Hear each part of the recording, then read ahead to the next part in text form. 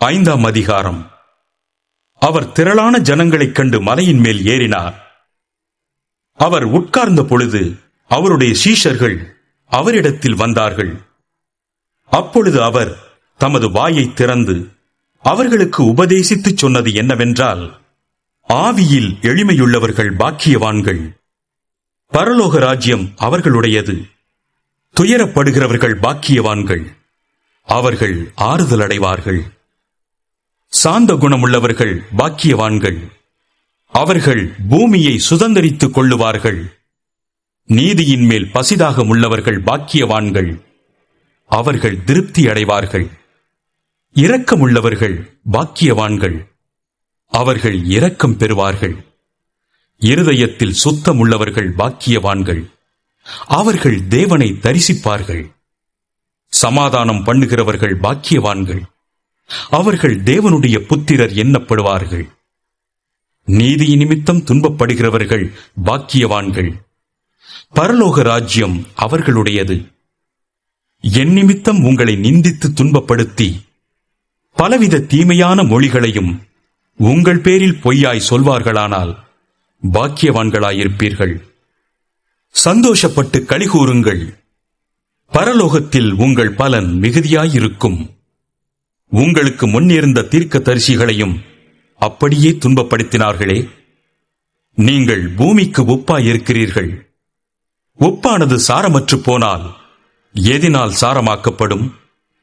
வெளியே கொட்டப்படுவதற்கும் மனுஷரால் மிதிக்கப்படுவதற்குமே ஒழிய வேறொன்றுக்கும் உதவாது. நீங்கள் உலகத்துக்கு வெளிச்சமாயிருக்கிறீர்கள். மலையின் மேல் இருக்கிற பட்டணம் மறைந்திருக்க மாட்டாது. விளக்கை கொளுத்தி மரக்காலால் மூடி வைக்காமல் விளக்கு தண்டின் மேல் வைப்பார்கள். அப்பொழுது அது வீட்டிலுள்ள யாவருக்கும் வெளிச்சம் கொடுக்கும். இவ்விதமாய் மனுஷர் உங்கள் நற்கிரியைகளைக் கண்டு பரலோகத்தில் இருக்கிற உங்கள் பிதாவை மகிமைப்படுத்தும்படி உங்கள் வெளிச்சம் அவர்கள் முன்பாக பிரகாசிக்க கடவது. நியாயப்பிரமாணத்தையானாலும் தீர்க்க தரிசனங்களையானாலும் அழிக்கிறதற்கு வந்தேன் என்று எண்ணிக்கொள்ளாதேயுங்கள். அழிக்கிறதற்கு அல்ல, நிறைவேற்றுகிறதற்கே வந்தேன்.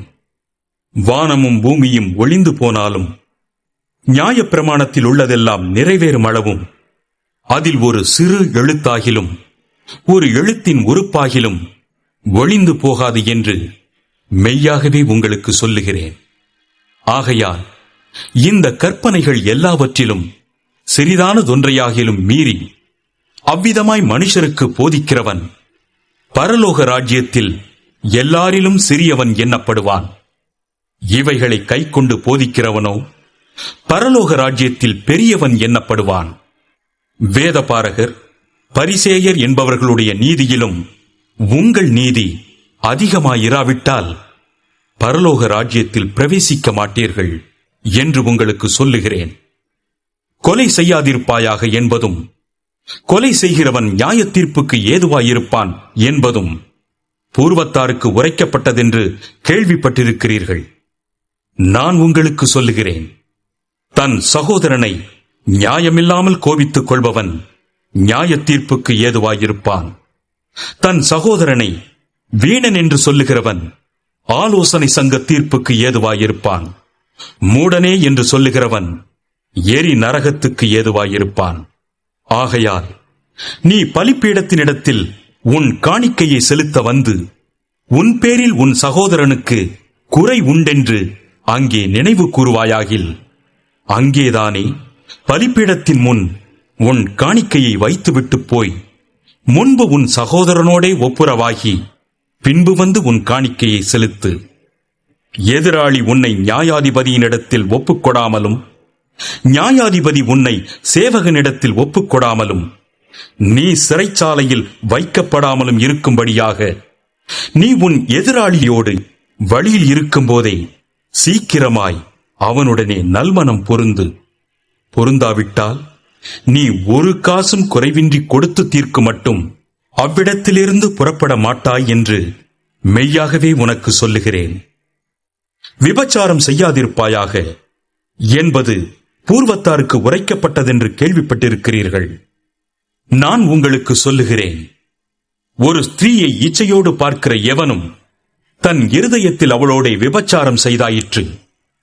உன் வலது கண் உனக்கு இடறல் உண்டாக்கினால் அதை பிடுங்கி எறிந்து போடு. உன் சரீரம் முழுவதும் நரகத்தில் தள்ளப்படுவதை பார்க்கிலும் உன் அவயவங்களில் ஒன்று கெட்டுப் போவது உனக்கு நலமாயிருக்கும். உன் வலதுகை உனக்கு இடறல் உண்டாக்கினால் அதை தரித்து எறிந்து போடு. உன் சரீரம் முழுவதும் நரகத்தில் தள்ளப்படுவதை பார்க்கிலும் உன் அவயவங்களில் ஒன்று கெட்டுப் போவது உனக்கு நலமாயிருக்கும். தன் மனைவியை தள்ளிவிடுகிற எவனும் தள்ளுதற் சீட்டை அவளுக்கு கொடுக்க கடவன் என்று உரைக்கப்பட்டது. நான் உங்களுக்கு சொல்லுகிறேன், வேசித்தன முகாந்தரத்தினால் ஒழிய தன் மனைவியை தள்ளிவிடுகிறவன் அவளை விபச்சாரம் செய்ய பண்ணுகிறவனாயிருப்பான். அப்படி தள்ளிவிடப்பட்டவளை விவாகம் பண்ணுகிறவனும் விபச்சாரம் செய்கிறவனாயிருப்பான். அன்றியும் பொய்யாணையிடாமல் உன் ஆணைகளை கர்த்தர் முன்னிலையாய் செலுத்துவாயாக என்று பூர்வத்தாருக்கு உரைக்கப்பட்டதென்று கேள்விப்பட்டிருக்கிறீர்கள். நான் உங்களுக்கு சொல்லுகிறேன், பரிச்சேதம் சத்தியம் பண்ண வேண்டாம், வானத்தின் பேரில் சத்தியம் பண்ண வேண்டாம், அது தேவனுடைய சிங்காசனம். பூமியின் பேரிலும் சத்தியம் பண்ண வேண்டாம், அது அவருடைய பாதப்படி.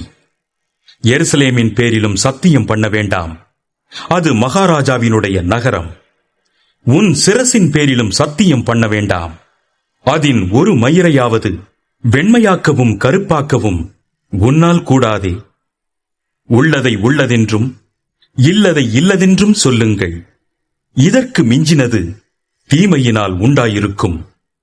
கண்ணுக்கு கண், பல்லுக்கு பல் என்று உரைக்கப்பட்டதை கேள்விப்பட்டிருக்கிறீர்கள். நான் உங்களுக்கு சொல்லுகிறேன், தீமையோடு எதிர்த்து நிற்க வேண்டாம். ஒருவன் உன்னை வலது கன்னத்தில் அறைந்தால் அவனுக்கு மறு கன்னத்தையும் திருப்பிக் கொடு.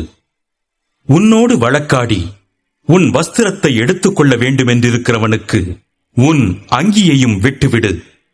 ஒருவன் உன்னை 1 மைல் தூரம் வர பலவந்தம் பண்ணினால் அவனோடு 2 மைல் தூரம் போ. உன்னிடத்தில் கேட்கிறவனுக்கு கொடு. உன்னிடத்தில் கடன் வாங்க விரும்புகிறவனுக்கு முகங்கோணாதே. உனக்கு அடுத்தவனை சிநேகித்து உன் சத்துருவை பகைப்பாயாக என்று சொல்லப்பட்டதை கேள்விப்பட்டிருக்கிறீர்கள். நான் உங்களுக்கு சொல்லுகிறேன், உங்கள் சத்துருக்களை சிநேகியுங்கள், உங்களை சபிக்கிறவர்களை ஆசீர்வதியுங்கள், உங்களை பகைக்கிறவர்களுக்கு நன்மை செய்யுங்கள், உங்களை நிந்திக்கிறவர்களுக்காகவும் உங்களை துன்பப்படுத்துகிறவர்களுக்காகவும் ஜெபம் பண்ணுங்கள். இப்படி செய்வதினால் நீங்கள் பரலோகத்தில் இருக்கிற உங்கள் பிதாவுக்கு புத்திரராயிருப்பீர்கள். அவர் தீயோர் மேலும் நல்லோர் மேலும் தமது சூரியனை உதிக்க பண்ணி நீதி உள்ளவர்கள் மேலும் அநீதி உள்ளவர்கள் மேலும் மழையை பெய்ய பண்ணுகிறார். உங்களை சிநேகிக்கிறவர்களையே நீங்கள் சிநேகிப்பீர்களானால் உங்களுக்கு பலன் என்ன? ஆயக்காரரும் அப்படியே செய்கிறார்கள் அல்லவா? உங்கள் சகோதரரை மாத்திரம் வாழ்த்துவீர்களானால் நீங்கள் விசேஷித்து செய்கிறது என்ன? ஆயக்காரரும் அப்படி செய்கிறார்கள் அல்லவா? ஆகையால் பரலோகத்தில் இருக்கிற உங்கள் பிதா பூரண சர்க்குணராய் இருக்கிறது போல நீங்களும் பூரண சர்க்குணராய் இருக்க கடவீர்கள்.